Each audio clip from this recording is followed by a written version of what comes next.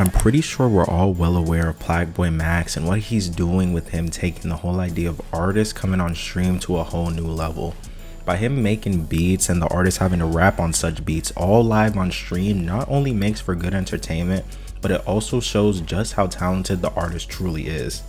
Nonetheless, he recently had his first show that only costed $5, which firstly he could have easily charged more considering the fact that he's not just some random streamer. He's pretty well known on his main platform Twitch and has been getting a ton of recognition in the hip hop scene since he started his In the Booth series. And on top of that, since a lot of his most notable songs include other underground artists, which by no means is a diss, it's just based on the fact that he's mainly a streamer.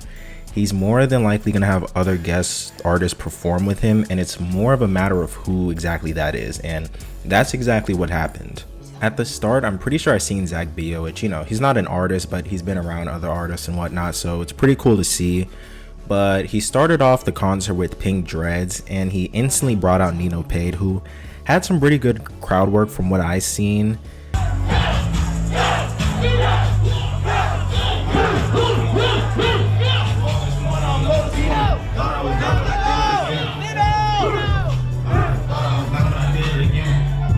Next, which I think was a close second for the craziest pull of this whole concert, was he brought out D Savage, a pretty well respected rapper in the underground who's been around for a little while.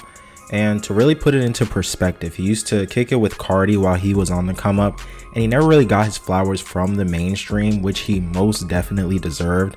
And well, actually, funny enough, it's because he started his one-sided beef with Cardi and he kind of nerfed himself with that, but nonetheless, he's a GOAT in his own right and has some bangers. He had a pretty good performance. He was rapping his own songs and he was interacting with the crowd. Overall, was pretty good.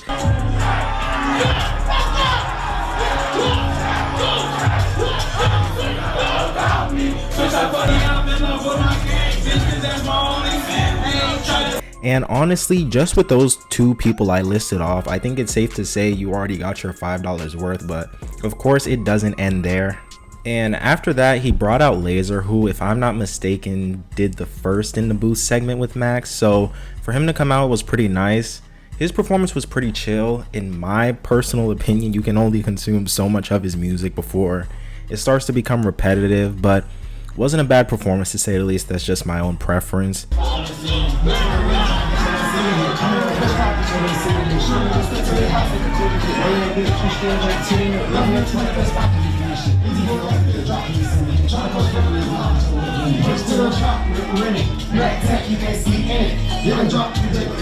And after that, he brought out Xavier So Based, and I think he definitely got the crowd the most hype since majority of his songs bring that underground performance energy.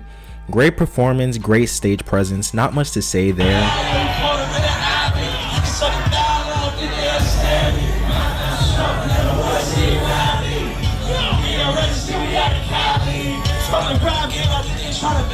And then after that, he brought out Bass Swag, who had a alright performance in my opinion. I just think this wasn't his targeted demographic since a lot of Max's fan base is fans of the whole underground scene right now, and he kind of fits into that trap lane of rap, but he definitely had some bangers. I checked out his music after this. He's pretty good, but again, just not his targeted demographic.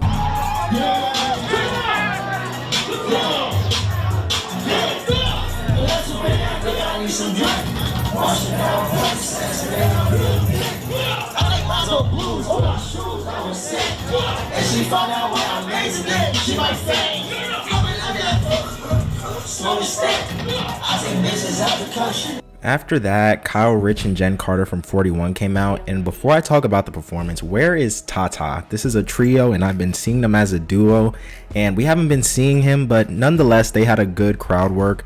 The performance was good. They had a couple of well-known songs that went crazy on TikTok, so the crowd knew a lot of their songs.